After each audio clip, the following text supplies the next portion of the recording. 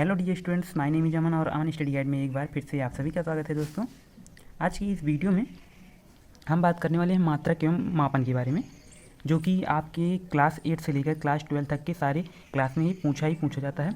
और जो बच्चे बोर्ड एग्जाम देने वाले हैं इस साल, उनके भी पेपर में ये ज़रूर पूछा जाएगा।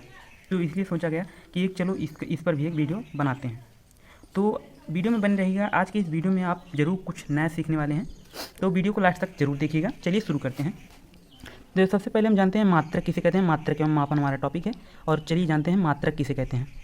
किसी राशि को मापने के लिए प्रयोग किए जाने वाले मानक को ही मात्रक कहते हैं। यानी हम जिस भी राशि को मापते हैं, जिसके द्वारा उसे मापा जाता है, यानी उसे दर्शाने के लिए जिस इकाई का प्रयोग किया जाता है, उसे ही मात्रक कहते हैं। जैसे हम लंबाई को मापते हैं तो लंबाई को या फिर मीटर में मापते हैं, या फिर सेंटीमीटर, या फिर इंच में मापते हैं। तो इसलिए लंबाई का मात्रक हमारा सेंटीमीटर हो जाता है। ठीक, इस तरह से आप समझ सकते हैं। तो चलिए आगे जानते हैं। मात्रक दो प्रकार के होते हैं। मैं आपको ऊपर दिखा दूँ, ये रहा। ये मात्रक के प्रकार मात्रक दो प्रकार के होते हैं। एक होता है मूल मात्रक और दूसरा होता है व्युत्पन्न मात्रक। इन पर आपको ज़्यादा ध्यान नहीं देना है, ये आपके पेपर में पूछे नहीं जाते हैं। ठीक, चलिए आगे चलते हैं। यहाँ पर हम आपको दिखाएंगे मात्रकों की विभिन्न प्रणालियाँ। मात्रक किस किस प्रणाली में मापे जाते हैं, या फिर मात्रक कितने प्रकार के होते हैं। यहाँ पर मात्रक की 3 प्रणालियाँ होती हैं। पहला हो गया हमारा सीजीएस पद्धति में, या आप चाहे पद्धति कह दीजिए, आप चाहे प्रणाली कह दीजिए, आपका मन। ठीक, तो पहला हो गया हमारा सीजीएस पद्धति। सीजीएस का मतलब होता है सेंटीमीटर ग्राम सेकेंड। ठीक, यहाँ पर लिख भी दिया है सेंटीमीटर ग्राम सेकेंड। सेकेंड हो जाता है हमारा एफपीएस पद्धति। एफपीएस पद्धति माने फुट पाउंड सेकेंड। यहाँ पर एक बात ध्यान दीजिएगा, आपका यहाँ पर समय का मात्रक सेकेंड तीनों में है। तो यहाँ पर ये भी सेकंड है, ये भी सेकंड, ये भी सेकंड, तो तीनों में हमारा सेकंड कॉमन रहेगा। आप इसे याद रखिएगा। ठीक, और तीसरा आ जाता है हमारा, मोस्ट इंपॉर्टेंट हो जाता है ये वाला, तीसरा आ जाता है एम की एस पद्धति। एम की एस पद्धति का मतलब मीटर, किलोग्राम और सेकेंड हो जाता है हमारा। ठीक, लंबाई का मात्रक मीटर, द्रव्यमान का मात्रक किलोग्राम और समय का मात्रक सेकेंड हो जाता है। और इसे ही यसाई पद्धति भी कहते हैं, इसे ही यसाई मात्रक भी कहते हैं। मैं यहाँ पर लिख दे रहा हूँ, इसे ही यसाई मात्रक भी कहते हैं। ठीक, आई होप आपको समझ में आ रहा होगा मैं जो आपको बता रहा हूँ। चलिए ऊपर जान लेते हैं कुछ। यहाँ पर मूल राशियाँ मैंने आपको बताई थी ऊपर, ये मूल मात्रक किसे कहते हैं। तो चलिए मूल मात्रक को हम जान लेते हैं, ये मूल मात्रक को। तो चलिए यहाँ पर हमने मूल मात्रक को लिख भी लिया है, अच्छे से समझ लेते हैं।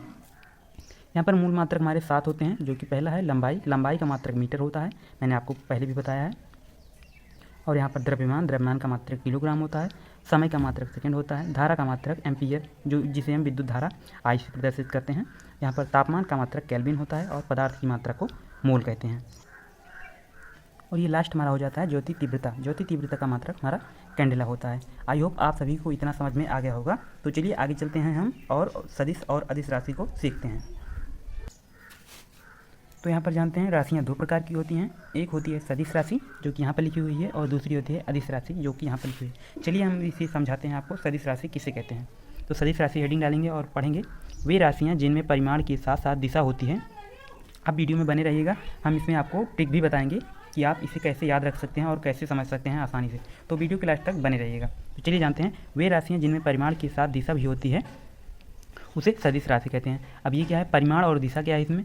जैसे हम किसी वस्तु पर बल लगाते हैं तो किसी दिशा में लगाते हैं। परिमाण हमारा हो गया बल, जो कि वस्तु पर लगा रहे हैं, और किसी दिशा में लगा रहे हैं, तो ये हमारी दिशा हो गई। जैसे कि वे राशियाँ जिनमें परिमाण के साथ दिशा भी होती है, यानी हम किसी वस्तु पर किसी दिशा की ओर बल लगा रहे हैं, उसे ही सदिश राशि कहते हैं। जैसे कि बल, यदि हम किसी वस्तु पर बल लगाएंगे या फिर किसी वस्तु को आगे की ओर धक्का देंगे, तो उसमें दिशा भी होती है, तो इसीलिए ये सदिश राशि हो जाती है। उसी तरह वेग हो गया हमारा, यदि कोई व्यक्ति दौड़ रहा है तो किसी दिशा में ही दौड़ेगा, इसलिए ये हमारी सदिश राशियाँ हो जाती हैं। तो इसे याद करने के लिए कि कौन सी सदिश राशियाँ हैं और कौन सी अदिश राशियाँ हैं, उसके लिए मैं आपको ट्रिक बता दे रहा हूँ। ट्रिक हमारी ये हो जाती है कि जिन शब्दों में वाह आ जाए, जिन शब्दों में ये वाला वाह आ जाए, वाह, वे सारी की सारी सदिश राशियाँ हो जाती हैं। इसे आप याद रखिएगा, ये आपके बोर्ड एग्जाम में बहुत ही इंपॉर्टेंट होने वाला है कि सदिश राशियाँ लिखिए व अदिश राशियाँ लिखिए। तो काफ़ी बच्चे याद नहीं कर पाते कि कौन सी सदिश राशियाँ हैं और कौन सी अदिश राशियाँ हैं। तो जिन शब्दों में वाह आ जाए, जिन शब्दों लमसम ये आपके पहले ही आ जाएगा, शब्द के पहले में ही आ जाएगा वाह। यहाँ पर देखिए, वेग, बल, विस्थापन, त्वरण, आवेग, संवेग, यानी जिन शब्दों में भी वाह आ जाए आपका, वे सारी की सारी सदिश राशियाँ हो जाती हैं। और चलिए आगे चलते हैं। आगे हमारा हो जाता है अदिश राशियाँ। आई होप आपको ये वाला तो समझ में आ गया होगा। आ गया है तो लाइक कर दीजिएगा। तो आगे चलते हैं हमारे अदिश राशियाँ। वे राशियाँ जिनमें केवल परिमाण होता है, दिशा नहीं होती। यहाँ पर मैंने बताया था जिनमें परिमाण के साथ दिशा भी होती है उसे सदिश राशि कहते हैं, और जिसमें केवल दिशा नहीं होती, केवल परिमाण होता है, उसे अदिश राशि कहते हैं। तो चलिए जान लेते हैं। उदाहरण हो गया हमारा कार्य, यानी कि कार्य, समय, ऊर्जा, द्रव्यमान। अब चलिए इसको भी समझ लेते हैं। अब जैसे हम कोई कार्य कर रहे हैं तो किसी दिशा में थोड़ी कार्य किया जाता है, कार्य तो कार्य होता है। और ये जो हमारा आगे है हमारा समय भी किसी दिशा में थोड़ी न चलता है, समय तो समय होता है। इस तरह ऊर्जा हमारे शरीर के अंदर निहित होती है, इसलिए किसी दिशा में नहीं चलती, ये हमारे शरीर में ही होती है। इसी तरह द्रव्यमान किसी वस्तु में निहित होता है, ये किसी एक दिशा में थोड़ी ना निश्चित होता है कि इस तरफ द्रव्यमान है, इस तरफ नहीं है। तो इसी तरह से ये सब सारी की सारी अदिश राशियाँ हो जाती हैं। आई होप आपको इतना सब बहुत अच्छे से समझ में आ गया होगा। अगर वीडियो पसंद आ रहा हो तो वीडियो को एक लाइक कर दीजिएगा दोस्तों। चलिए आगे चलते हैं। सूत्र एवं फार्मूले मैंने आपको यहाँ पर लिख कर दे दिए हैं। तो आगे यहाँ पर आ जाता है हमारा क्षेत्रफल। क्षेत्रफल को कैसे नापा जाता है, जैसे आप मैथ में एरिया निकालते हैं ना, तो यहाँ पर क्षेत्रफल का मात्रक मीटर स्क्वायर हो जाता है, और इसी तरह आयतन का मात्रक मीटर क्यूब हो जाता है।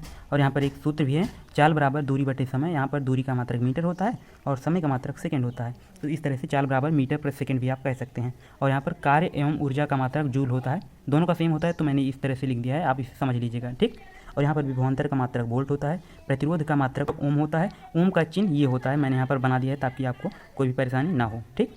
आगे चलते हैं। आगे हमारा हो जाता है बल, ये हो गया हमारा बल। बल का मात्रक हमारा न्यूटन हो जाता है। आगे चलते हैं। आगे हो जाता है हमारा आवृत्ति, आवृत्ति का मात्रक हर्ट्ज हो जाता है। तो इस तरह से हमने कुछ इंपॉर्टेंट मात्रक एवं उनकी राशियाँ भी पढ़ ली हैं।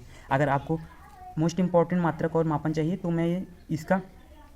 मैं एक वीडियो कमेंट में या फिर इसके डिस्क्रिप्शन में डाल दूंगा, आप वहां से मात्रक एवं मापन की पूरी एक इंपॉर्टेंट मात्रक की एक वीडियो बना दी है, आप वहां से देख करके पढ़ लीजिएगा। तो वीडियो अगर पसंद है तो वीडियो को लाइक कर दीजिएगा। मिलते हैं किसी नेक्स्ट वीडियो के साथ, तब तक के लिए बाय बाय, जय हिंद।